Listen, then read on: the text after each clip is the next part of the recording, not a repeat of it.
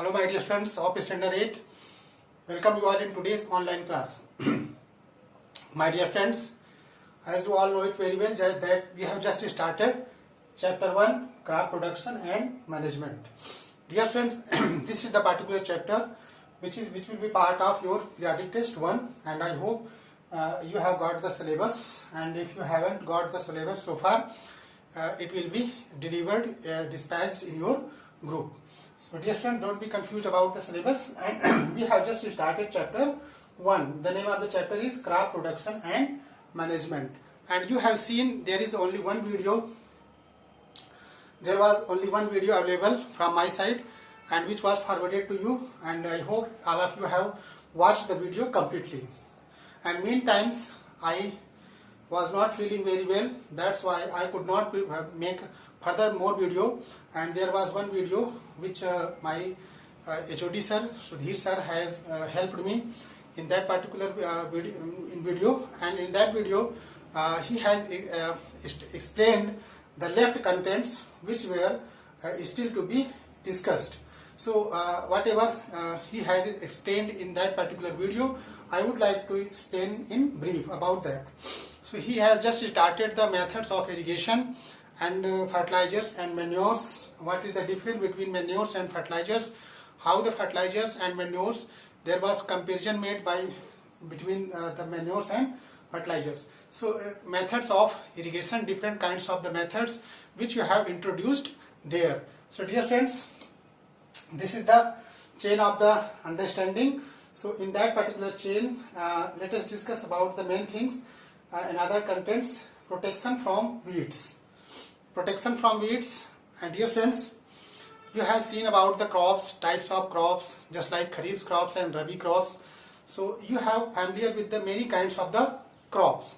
So dear friends, if the crop is properly not undertaken, so it is not treated properly, so crops may be spoiled. So dear friends, protection from the weeds. So there is a new words which play very important role in spoilage of the crops, that is weeds. So first of all, know what is the weeds. Dear friends, in crop, as you have defined the terms crops. So crops, which is a type of plant, and similar type of plant is grown in a large scale, that is referred as the crop. Same type of the plants, if it is grown and sown same type of plant, and then we can say that this will become under the crop. So naturally there are some other animals grow up, and without natural we are not able to, we don't try to sow that particular crops. These are the unwanted, undesirable crop plants which grow naturally with the main crops. So weeds, unwanted plants or wild plants. Wild plants क्यों कहा गया students, इसको जंगली पौधा भी बोला गया, विच grow along with the cultivated crops. Cultivated crop जो हम लोग ग्रो कर रहे होते हैं, जो हम लोग सो कर रहे होते हैं, उसके साथ जैसे हमने वीट की क्रॉप हमने ग्रो कराया, ठीक है. तो suppose that this is the wheat crop. Okay, so there is a wheat crop. So we have to show the wheat crop there students. जैसे मान लीजिए हमारा वीट क्रॉप है, ठीक है, इसमें वीट फ्लो है, तो ये वीट क्रॉप हमारा है. तो इस वीट क्रॉप के बगल में कोई अनडिजायरेबल प्लांट यहाँ पे ग्रो कर जाएगा. तो ये अनडिजायरेबल प्लांट जो ग्रो करेगा, that will harm the main crop. It mean wheat crop को वो हार्म करेगा. तो ये वाइल्ड प्लांट जो ग्रो हुआ है, this wild plant will harm the main plant, and it will compete, ये कंपटीशन करेगा with the main crop. Mean जो हम लोग इंटेंशन से जो सो किए हैं, बोए हुए हैं, उस क्रॉप को, इसके न्यूट्रिशन को, नरिशमेंट को, मिनरल्स को ये क्या करेगा, अपनी ओर खींचेगा, जिससे इसको proper nutrients, supply of the minerals, water and other things will not be available for the proper growth. That's why the main crop will be nourished and ये आपका फाइडेड हो जाएगा. तो ये स्पॉइल भी हो सकता है, ठीक है. तो इससे बचाने के लिए हमको क्या करना पड़ता है, इस वीड्स को हटाना पड़ता है. वीड्स को हिंदी में जनरली अगर हम बात करें तो आपने ये सुना होगा, इसे खरपतवार कहते हैं। ठीक है, खरपतवार मतलब एक्स्ट्रा जो फील्ड्स में ग्रो कर जाते हैं नेचुरली, ऑटोमेटिक, इसको कोई ग्रो नहीं कराता है।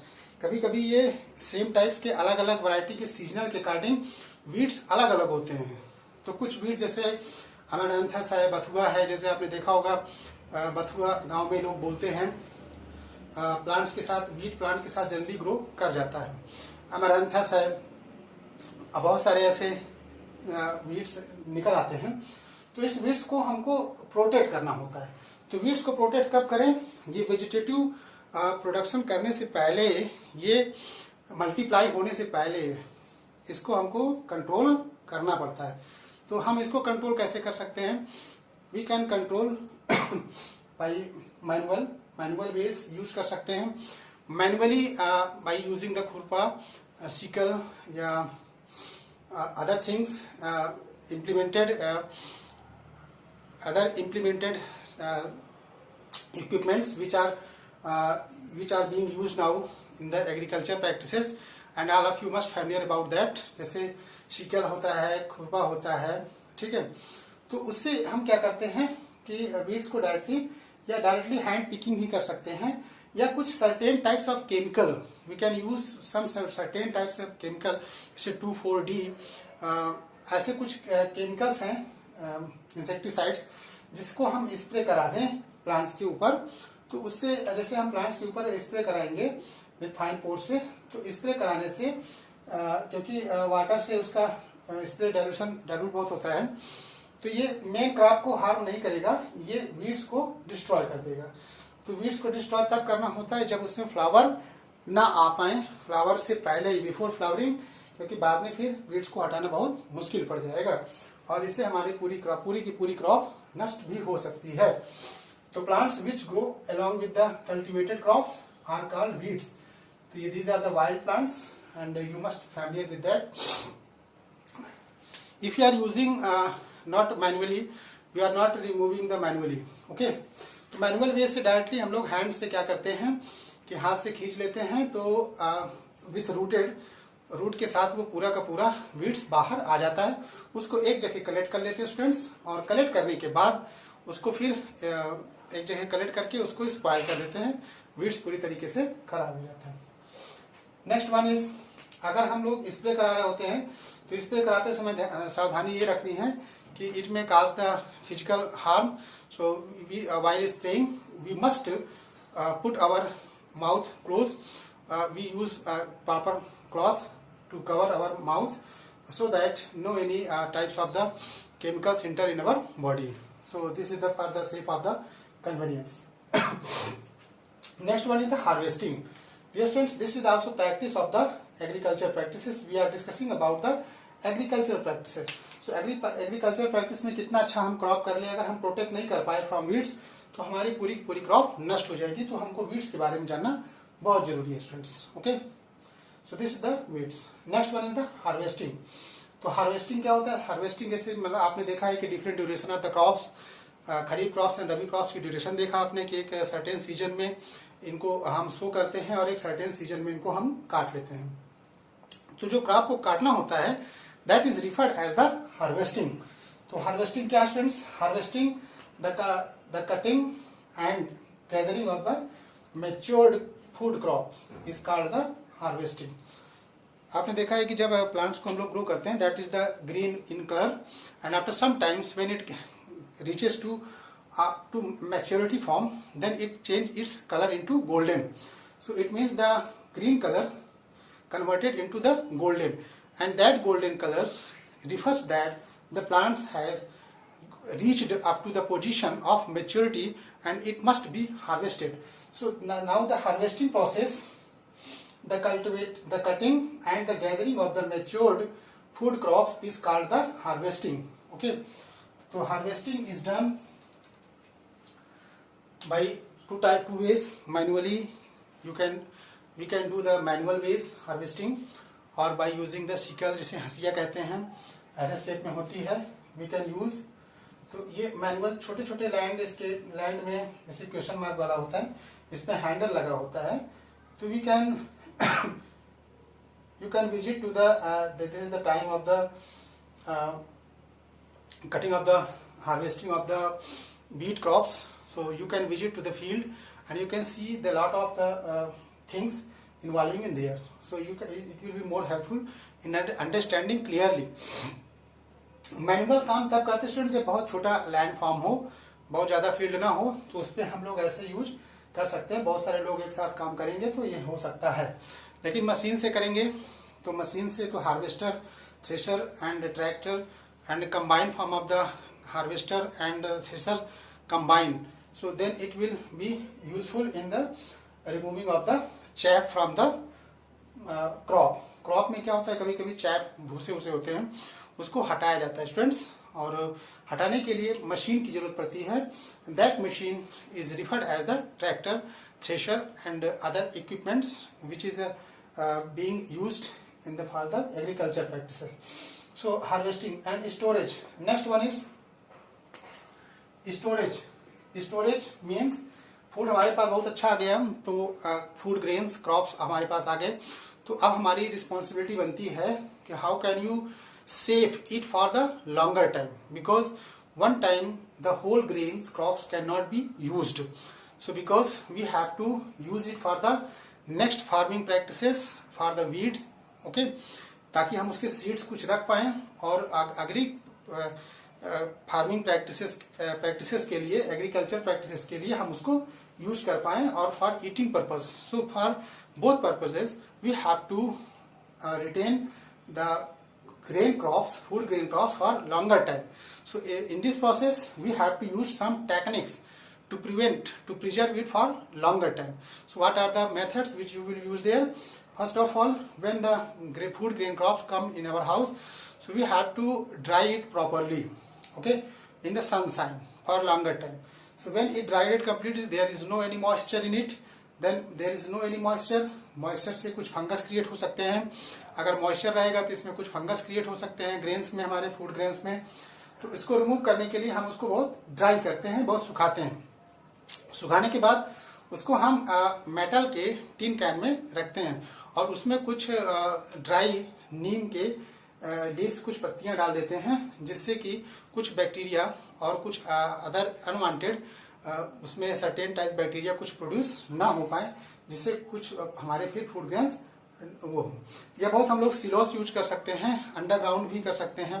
अंडरग्राउंड आपने देखा होगा कि नीचे जमीन की खोद करके अंदर गाड़ करके भी फूड को स्टोर करते हैं, जैसे गांव में भंडारण कहते थे. अंडरग्राउंड बहुत सारे अंदर स्टोरेज कर सकते हैं. या गवर्नमेंट बहुत सारी FCI, food corporation of India FCI चला रही है, फूड कॉर्पोरेशन ऑफ इंडिया. ये क्या करती है, फार्मर से डायरेक्टली इसको ले लेती है, फूड ग्रेन्स को, अनाज को खरीद लेती है और इसको फिर क्या करती है कि सप्लाई करने के लिए अपने डिफरेंट टेक्निक्स में, जूट बैग्स में और मेटल के बैग उसमें रख करके काफी लंबा टाइम में वो सेव करते हैं. तो इससे ये आपका बहुत ही इंपॉर्टेंट कॉन्सेप्ट है.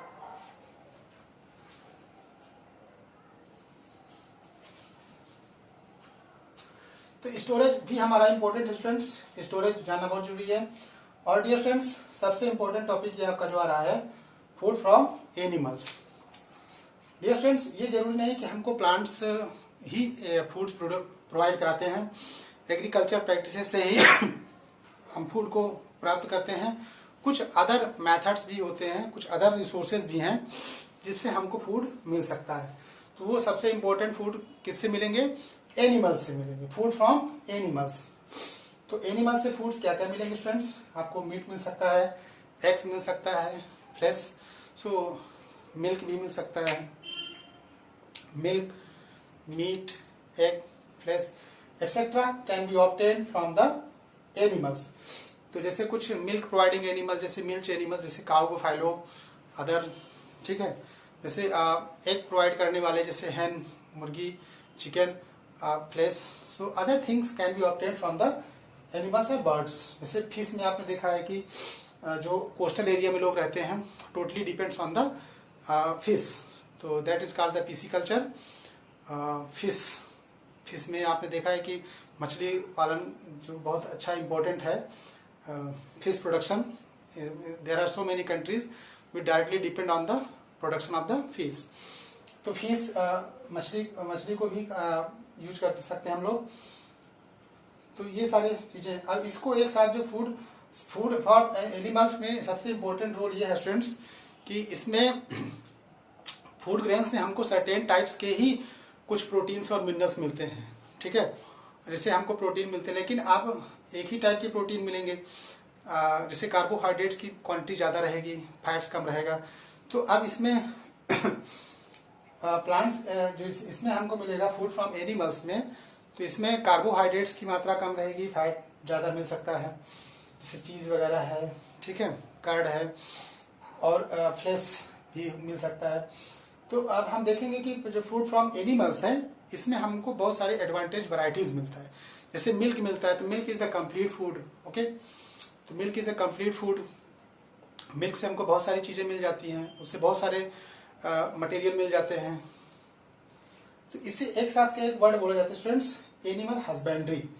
तो एनिमल हस्बेंड्री का मतलब ये नहीं कि एक एक एनिमल से हमको एक ही चीज प्रकार के मिल्क मिलता है. जैसे डेयरी फार्मिंग में आपने बहुत सारे बफेलो को और गोट को, जैसे पोल्ट्री फार्म में देखा होगा मुर्गियों का एक पोल्ट्री फार्म होता है जहाँ बहुत सारे मुर्गियों को हेन को रखा जाता है और वहाँ पे इस तरह के प्रोसेस कराए जाते हैं.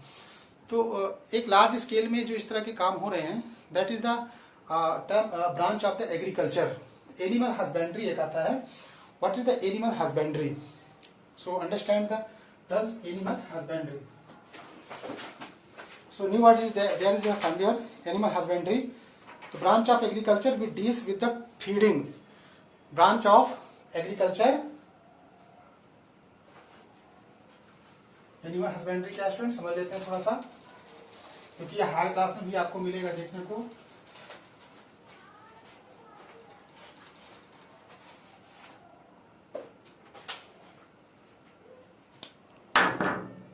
Animal husbandry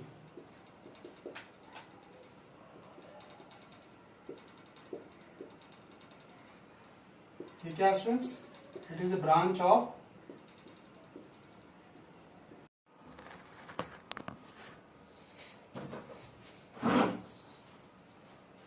my dear friends, animal husbandry क्या हुई?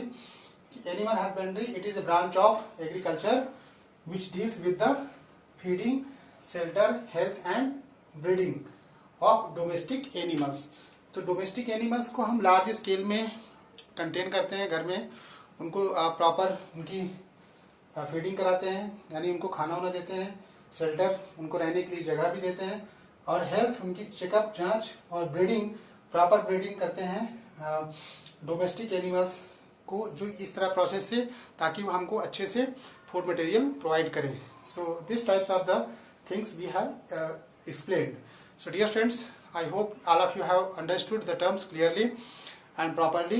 Thank you students for watching today's video, and the notes will be forwarded to you, and we have completed the chapter completely, and I hope all of you have understood the terms regarding this chapter completely. So dear friends, the homework which will be attached at the end of the video, don't forget to do that. You have to do the classwork copy. You have to do the classwork in classwork copy and homework in the homework copy as you are doing. So thank you students for watching today's video.